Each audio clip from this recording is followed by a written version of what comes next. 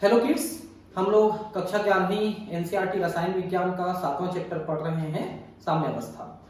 इसके पिछले 7वें वीडियो में मैंने आपको आर्नियस का सिद्धांत पढ़ाया है और अब हम इसको आगे बढ़ा रहे हैं।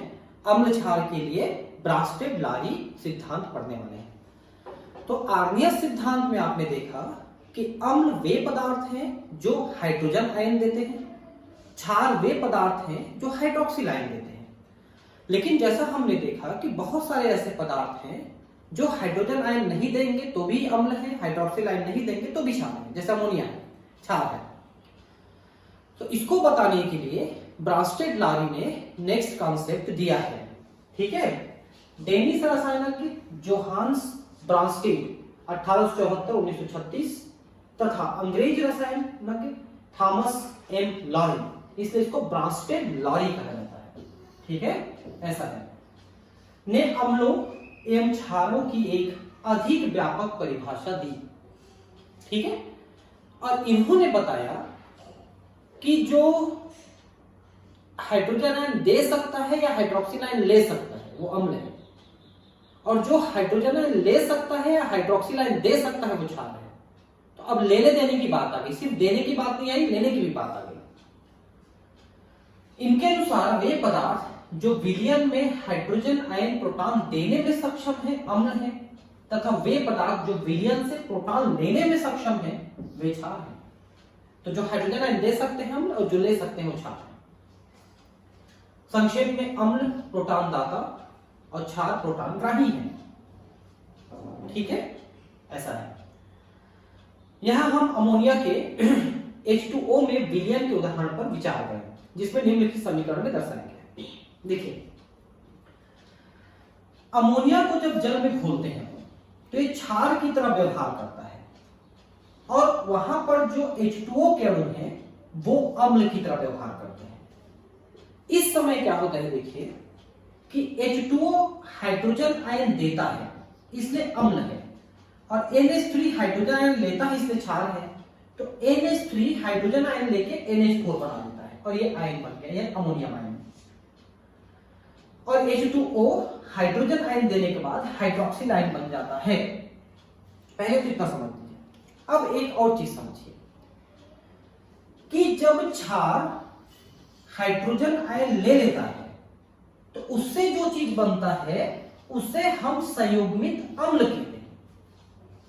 ध्यान से समझिए, क्षार हाइड्रोजन आयन लेकर के जो चीज बनाएगा वो उसका संयुग्मित अम्ल है, क्षार का संयुग्मित अम्ल हो जाता है। और जो अम्ल है वो हाइड्रोजन आयन देने के बाद जो बनता है वो उसका संयुग्मित क्षार होगा।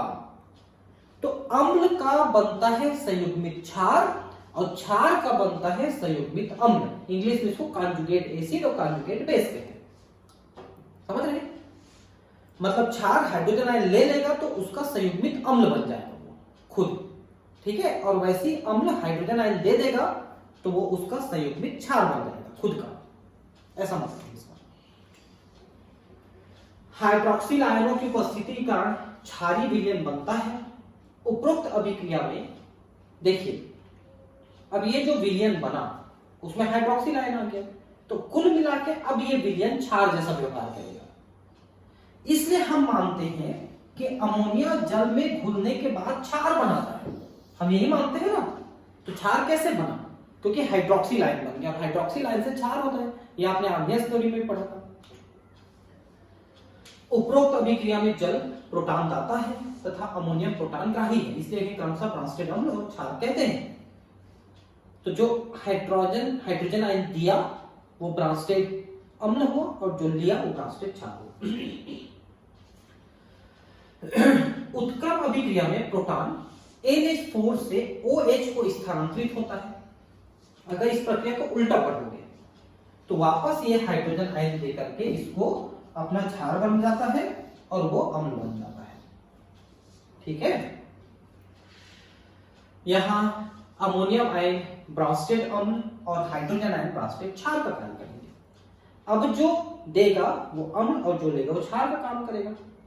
H2O एवं OH अथवा अमोनियम और NH3 सदृश अम्ल और क्षार के युग्म जो क्रमशः एक प्रोटॉन की उपस्थिति अनुपस्थिति के कारण से दूसरे से भिन्न है, संयुग्मी अम्ल क्षार युग्म कहलाते हैं। तो संयुग्मी अम्ल क्षार क्या है मैंने बताया, तो उनका भी युग्म बना, मतलब ये संयुग्मित अम्ल और ये संयुग्मित क्षार का युग्म बना, जोड़ा बना, ऐसा है। इस प्रकार H2O का संयुग्मी अम्ल OH है तथा क्षार NH3 का संयुग्मी अम्ल NH4 है। यह भी मैंने आपको बताया कि कौन किसका संयुग्मित अम्ल है। क्षार का संयुग्मित अम्ल होता है और अम्ल का संयुग्मित क्षार होता है। यदि ब्रास्टेट अम्ल प्रबल है तो इसका संयुग्मित क्षार दुर्बल होगा तथा यदि ब्रास्टेट अम्ल दुर्बल है तो इसका संयुग्मित क्षार प्रबल होगा। यह भी आप ध्यान रखेंगे कि जो अम्ल है उसका बना हुआ क्षार या जो क्षार है उसका बना हुआ अम्ल संयुग्मित वाला, तो अगर प्रबल से संयुग्मित बना है तो वो दुर्बल होगा और अगर दुर्बल से संयुग्मित बना है तो प्रबल होगा। ठीक है, यहां ध्यान देने वाली बात यह है कि संयुग्मी अम्ल में एक अतिरिक्त प्रोटॉन होता है तथा प्रत्येक संयुग्मित क्षार में एक प्रोटॉन कम होता है। यह भी आप समझ लीजिए कि संयुग्मी अम्ल में अतिरिक्त प्रोटॉन आ गया, जैसे अमोनिया में एक और प्रोटॉन आपने मिलाया तो ये NH4 आया ना, तो एक अतिरिक्त प्रोटॉन हुआ, जबकि H2O से एक प्रोटॉन कम होके हाइड्रोक्सिल बन गया तो वो प्रोटॉन कम हो गया। जल में हाइड्रोक्लोरिक अम्ल के अन्य उदाहरण पर विचार करते हैं। चलिए देखिए, हाइड्रोक्लोरिक अम्ल HCl जल के साथ क्रिया करके हाइड्रोजन दे करके इसको हाइड्रोनियम आयन बना दिया और खुद क्लोराइड आयन बन गया। तो अब देखिए यहां पर ये अम्ल है, अम्ल जो है इसका बन गया संयुग्मित क्षार।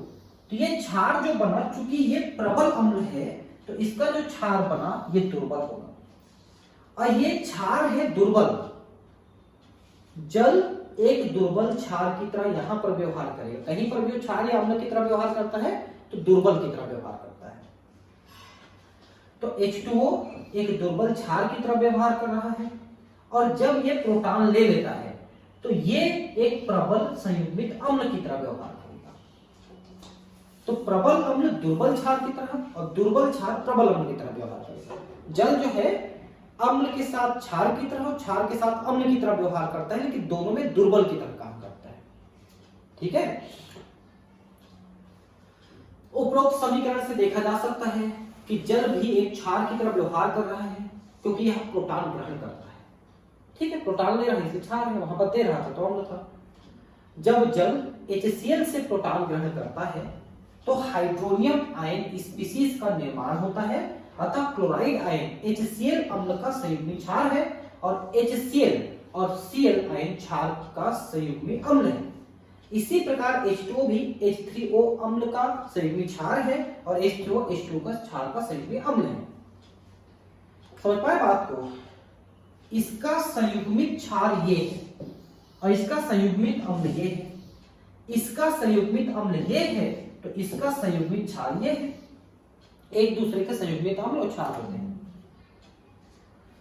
यह रोचक तथ्य है कि जल एक अम्ल तथा एक क्षार की तरह दोहरी भूमिका दर्शाता है। मैंने बताया आपको कि जल अगर क्षार में रहेगा तो अम्ल की तरह व्यवहार करेगा और अगर अम्ल में है तो क्षार की तरह व्यवहार करेगा। HCl के साथ अभिक्रिया में जल क्षार की तरह व्यवहार कर रहा है, जबकि अमोनिया के साथ आपने देखा कि प्रोटॉन दे करके ये अम्ल की तरह व्यवहार कर रहा था। तो क्षार और अम्ल दोनों की तरह व्यवहार कर सकता है जल, दोनों प्रक्रिया में। फिर से मैं आपको पलट के दिखाता हूं, देखिए यहां पर आप देखिए, यहां पर जब अमोनिया के साथ क्रिया कराया आपने H2O का, तो H2O ने यहां पर हाइड्रोजन आयन दिया यानी अम्ल की तरह व्यवहार किया और देखिए OH बन गया। जबकि यहां पर आप देखिए कि यहां पर जब HCl के साथ कराया तो H2O ने हाइड्रोजन आयन लिया और क्षार की तरह व्यवहार किया, वहां पर दिया था यहां पर लिया था। ठीक है, उदाहरण, निम्नलिखित ब्रास्टेट अम्लों के लिए संयुग्मी क्षार क्या होंगे? HF के लिए, H2SO4 के लिए और HCO3 के लिए। देखिए कोई भी अम्ल है तो उसका संयुग्मी क्षार का मतलब है उसमें से एक हाइड्रोजन आयन कम हो जाएगा, तो इसका संयुग्मी क्षार होगा फ्लोराइड इसका संयुग्मी क्षार होगा HSO4, ठीक है, और इसका संयुग्मी क्षार होगा CO3 डबल माइनस। इनको जरा ध्यान रखेंगे कि इनमें एक एक प्लस आए, एक एक माइनस होगा, क्योंकि अभी इनमें कोई चार्ज नहीं है, इसलिए एक एक माइनस, एक हाइड्रोजन निकलने से।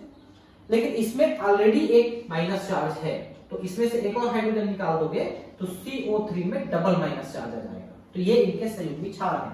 ये देखिए, ये फाइन HSO4 आयन तथा HCO3 है, ये गड़बड़ लिख दिया भाई, ये गड़बड़ लिखा है, यहां पर होगा CO3 माइनस माइनस इसका, ठीक है, ध्यान रखेंगे। नेक्स्ट, ब्रांस्टेड क्षार NH2 माइनस NH3 तथा HCOO के लिए संगत ब्रांस्टेड अम्ल लिखिए। तो अम्ल का मतलब होता है इनमें एक हाइड्रोजन आयन अतिरिक्त जुड़ेगा। तो जब NH2 में हाइड्रोजन आयन जोड़ोगे तो माइनस चार्ज के साथ एक प्लस चार्ज जुड़ के ये NH3 हो जाएगा, ये NH4 प्लस हो जाएगा, और ये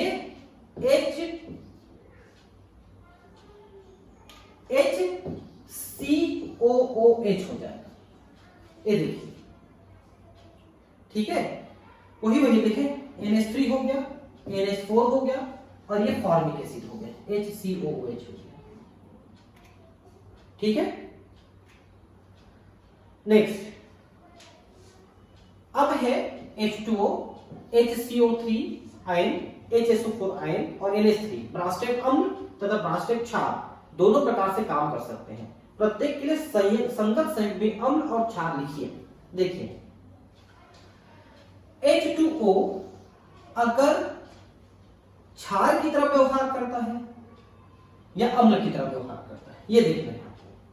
तो अगर ये क्षार की तरह व्यवहार करेगा तो हाइड्रोजन आयन लेगा और ये अपना संयुग्मी अम्ल बनाएगा H3O आयन, और अगर हाइड्रोजन आयन देगा तो फिर OH आयन बनाएगा, ठीक है।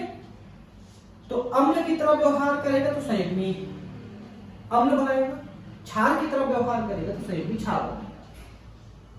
तो एक एक, अब कुल मिला के आप ये समझिए ना कि संयुग्मी अम्ल का मतलब एक हाइड्रोजन आयन बढ़ जाएगा और संयुग्मी क्षार का मतलब एक हाइड्रोजन आयन कम हो जाएगा, सीधा सा मतलब किसी तरीके। इसमें देख सकते हैं, फिर इसमें देखिए HCO3 माइनस है, इसमें एक हाइड्रोजन आयन बढ़ा और एक और हाइड्रोजन आयन कम हो गया, इसमें भी एक हाइड्रोजन आयन बढ़ा, एक कम हो गया। चार्जेस पे आप ध्यान देंगे कि पहले से माइनस चार्ज है तो एक हाइड्रोजन आयन बढ़ने से चार्ज न्यूट्रलाइज हो गया, ठीक है, जबकि एक और हाइड्रोजन आयन निकालेंगे तो एक चार्ज और बढ़ गया।